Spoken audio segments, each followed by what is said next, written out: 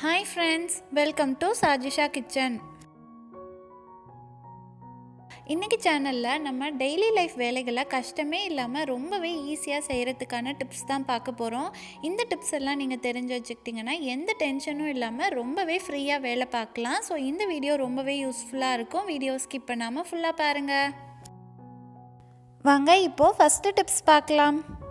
எப்போவுமே இந்த மாதிரி பித்தளை பாத்திரத்தெல்லாம் பார்த்திங்கன்னா லெமன், உப்பு, புளி இதெல்லாம் வச்சு நல்லா ஸ்க்ரப் பண்ணி வாஷ் பண்ணினா தான் பளிச்சுன்னு இருக்கும். இன்றைக்கி நம்ம இது எதுவுமே யூஸ் பண்ணாமல் தூக்கி போடுற ஒரே பொருளை வச்சு இந்த பித்தளை பாத்திரத்தை புதுசு மாதிரி ஜொலிக்க வைக்க போகிறோம். அந்த பொருள் என்னன்னு பார்த்தீங்கன்னா டொமேட்டோ கெச்சப் தான். டொமேட்டோ கெச்சப்பை பித்தளை பாத்திரத்தில் அப்ளை பண்ணிவிட்டு நீங்கள் விரல் வச்சு நல்லா தேய்ச்சி விட்டிங்கனாவே போதும். அந்த பாத்திரத்தோட கலர் அப்படியே புதுசு மாதிரி சேஞ்ச் ஆகிடும். உங்களுக்கே பார்க்கும்போது நல்லா தெரியும்னு நினைக்கிறேன். நான் விரலால் ரப் பண்ணுற ஏரியாஸ்லலாம் கலர் நல்லாவே புதுசு மாதிரி சேஞ்ச் ஆகிட்டுருக்கு.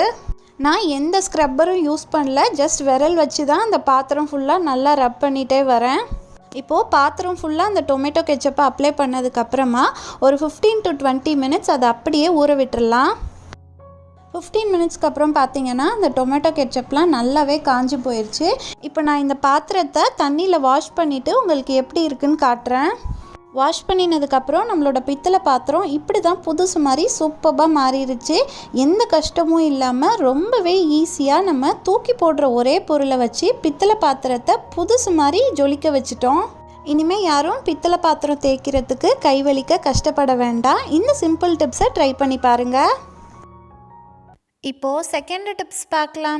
இருக்கிறதுலே அதிக அளவு சத்து இந்த முருங்கைக்கீரையில் தான் இருக்குது. பட் அந்த கீரையை காம்பிலேருந்து ஆயிரத்துக்கு நமக்கு ரொம்பவே கஷ்டமாக இருக்கும். அதனாலேயே நம்ம அடிக்கடி முருங்கைக்கீரை சமைக்க மாட்டோம். இன்றைக்கி நம்ம ரொம்பவே ஈஸி மெத்தடில் முருங்கைக்கீரையை எப்படி காம்பிலேருந்து ரிமூவ் பண்ணுறதுன்னு பார்க்கலாம். எப்போவுமே ஃபஸ்ட்டு நீங்கள் முருங்கைக்கீரையை ஆயும்போது அந்த பெரிய காம்புக்கு சைடில் பார்த்தீங்கன்னா நிறைய சின்ன சின்ன காம்பு நீட்டிகிட்டு இருக்கும்.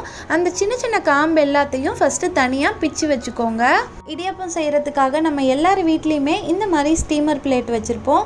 இந்த ஸ்டீமர் பிளேட்டை வச்சு தான் நம்ம முருங்கைக்கீரையை இப்போது காம்புலேருந்து ஈஸியாக ரிமூவ் பண்ண போகிறோம். நம்ம பிச்சு வச்சுருக்க காம்பை அந்த ஸ்டீமர் பிளேட்டோட ஹோல்குள்ளே இந்த மாதிரி இன்சர்ட் பண்ணிக்கோங்க. அதுக்கப்புறமா அந்த ஸ்டீமர் பிளேட்டுக்கு கீழே நீட்டிகிட்டு இருக்க காம்பை நீங்கள் இழுத்தீங்கன்னா போதும். அந்த முருங்கைக்கீரை ஃபுல்லாக அந்த ஸ்டீமர் பிளேட்டுக்கு மேலே கலெக்ட் ஆகிடும். காம்பு உங்களுக்கு அடியில் வந்துடும். இப்போ பாருங்கள், நான் உங்களுக்கு ஒவ்வொரு காம்பாக அடியில் இழுத்து காமிக்கிறேன். நம்மளோட கீரை ஃபுல்லாக மேலே கலெக்ட் ஆகிட்டுருக்கு. உங்களுக்கு பார்க்கும்போதே நல்லா தெரியும்னு நினைக்கிறேன். இந்த மாதிரி நம்ம முருங்கைக்கீரை உருவும் போது ரொம்பவே ஈஸியாக நிமிஷத்தில் நம்ம முருங்கைக்கீரையை காம்புலேருந்து ரிமூவ் பண்ணிடலாம். நீங்கள் இந்த மாதிரி ஸ்டீமர் பிளேட்டுக்கு பதிலாக ஜல்லிக்கரண்டி இருந்தால் அது கூட யூஸ் பண்ணிக்கலாம். இந்த மாதிரி உங்கள் வீட்டில் ஃப்ரூட் பேஸ்கெட் ஏதாவது இருந்துச்சுன்னா இதை வச்சு கூட நீங்கள் ஈஸியாக முருங்கைக்கீரையை காம்பிலேருந்து ரிமூவ் பண்ணிடலாம். இந்த பேஸ்கெட்டில் இருக்க ஓட்டையில் நம்ம இந்த மாதிரி காம்பை இன்சர்ட் பண்ணிவிட்டு அதுக்கப்புறமா பேக் சைடாக இந்த மாதிரி நம்ம காம்பை இழுத்தோன்னா முருங்கைக்கீரை எல்லாமே இந்த பேஸ்கெட்டில் கலெக்ட் ஆகிடும்.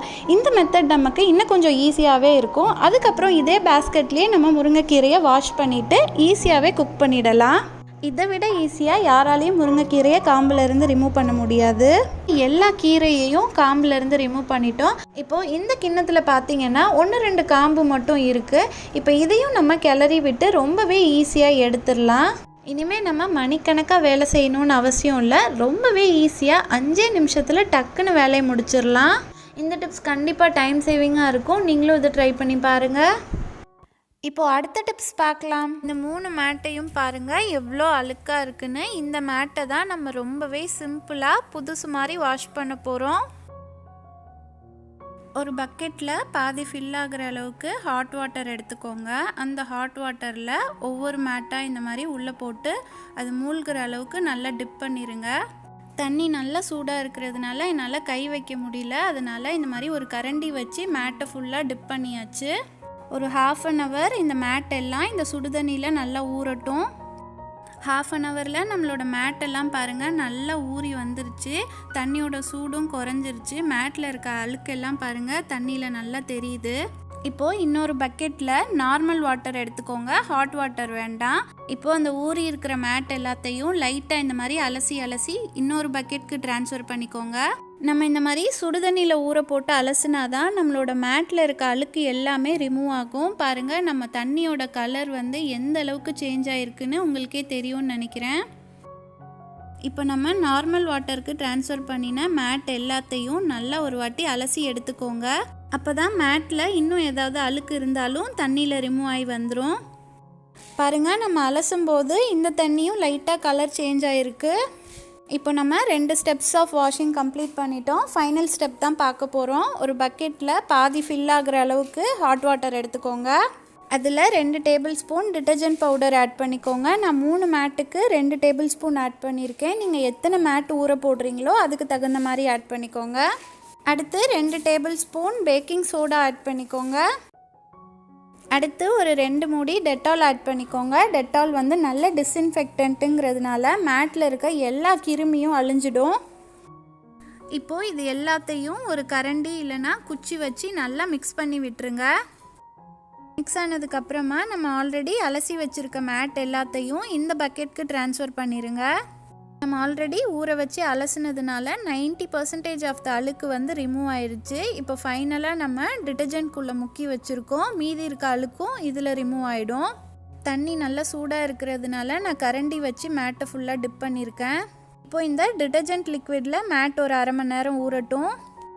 ½ அன் ஹவருக்கு அப்புறம் இந்த பக்கெட் தண்ணியை பாருங்கள், கலர் வந்து அந்தளவுக்கு சேஞ்ச் ஆகலை. ஸோ மேட்டில் இருக்க அழுக்கு வந்து ஆல்மோஸ்ட் ரிமூவ் ஆயிடுச்சு. இப்போ இந்த மேட் எல்லாத்தையும் நம்ம வாஷிங் மிஷினில் போட்டு தான் ஈஸியாக துவைக்க போகிறோம். மேட்டை போடும்போது மொத்தமாக எல்லாத்தையும் எடுத்து போடாதீங்க. இந்த மாதிரி ஒவ்வொன்றா எடுத்து போடுங்க.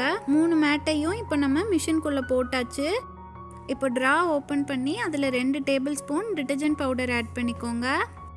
அடுத்து ஃபேப்ரிக் கண்டிஷனர் ஊற்றுற ட்ரேயில் ஒரு 2 மூடி டெட்டால் ஆட் பண்ணிக்கோங்க.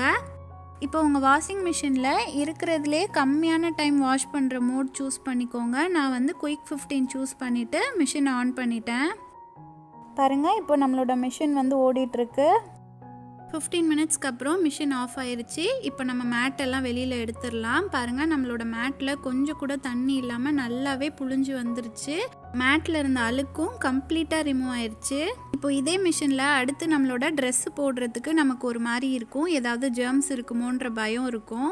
ஸோ எப்போவுமே மேட் வாஷ் பண்ணி முடித்ததுக்கப்புறமா இந்த மாதிரி ஒரு டிஷ்யூ இல்லை துணி எடுத்துக்கோங்க. இதை வச்சு அந்த சைடில் இருக்க ரப்பர் வளைவு ஃபுல்லாக நல்லா தொடச்சி எடுத்துருங்க. ரப்பரில் இருந்த அழுக்கு எல்லாத்தையும் நம்ம தொடச்சி எடுத்தாச்சு. இப்போ நம்ம ட்ரம்மை தான் க்ளீன் பண்ண போகிறோம். அதுக்காக 200 ml வினிகரை டிட்டர்ஜென்ட்லாம் போடுற டப்பாவில் ஊற்றிடுங்க.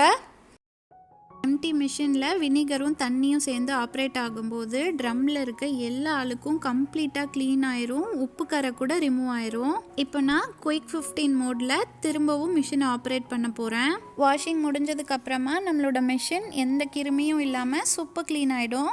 நான் 3 மேட்டையும் இந்த மாதிரி ஸ்டாண்டில் தான் விரித்து காய போட்டேன். ஒரு 2 ஹவர்ஸ்லேயே காஞ்சிருச்சு. காஞ்சதுக்கப்புறம் பாருங்கள், நம்மளோட மேட் எப்படி புதுசு மாதிரி சூப்பராக இருக்குன்னு. துவைக்கிறதுக்கு முன்னாடி கலர் எல்லாம் ஃபேடாகி இருந்துச்சு. இப்போ கலரும் நல்லா பிரைட்டாகவே தெரியுது பாருங்கள். நீங்களும் இந்த சிம்பிள் 3 ஸ்டெப்ஸை ஃபாலோ பண்ணிங்கன்னா போதும், உங்களோட மேட்டையும் புதுசு மாதிரி வாஷ் பண்ணிடலாம். நான் இன்றைக்கி சொன்ன டிப்ஸில் ஏதாவது ஒன்றாவது உங்களுக்கு ரொம்பவே யூஸ்ஃபுல்லாக இருந்திருக்கும்னு நினைக்கிறேன். இந்த வீடியோ உங்களுக்கு பிடிச்சிருந்தா வீடியோவை லைக் பண்ணுங்கள், உங்கள் ஃப்ரெண்ட்ஸ் அண்ட் ஃபேமிலி மெம்பர்ஸ்க்கும் ஷேர் பண்ணுங்கள். மறக்காமல் சஜிஷா கிச்சனுக்கும் சப்ஸ்கிரைப் பண்ணிவிடுங்க. அப்போ தான் நான் போடுற புது வீடியோஸோட நோட்டிஃபிகேஷன் உடனே உங்களுக்கு வரும். இதே மாதிரி நிறைய kitchen tips, home tips and reuse ideas videos நம்மளோட சேனலில் இருக்குது. அதோட லிங்க் நான் உங்களுக்கு டிஸ்கிரிப்ஷனில் தரேன். உங்களுக்கு டைம் இருந்தால் அதையும் பார்த்து என்ஜாய் பண்ணுங்கள். இன்னும் வேறு என்னெல்லாம் டிப்ஸ் வேணுங்கிறதையும் எனக்கு கமெண்ட்ஸில் சொல்லுங்கள். நான் நெக்ஸ்ட் வீடியோவில் அப்லோட் பண்ணுறேன். இவ்வளோ நேரம் பொறுமையாக வீடியோ ஃபுல்லாக பார்த்ததுக்கு தேங்க்யூ ஃப்ரெண்ட்ஸ். அடுத்து ஒரு சூப்பர்பான வீடியோவில் மீட் பண்ணலாம். டாட்டா.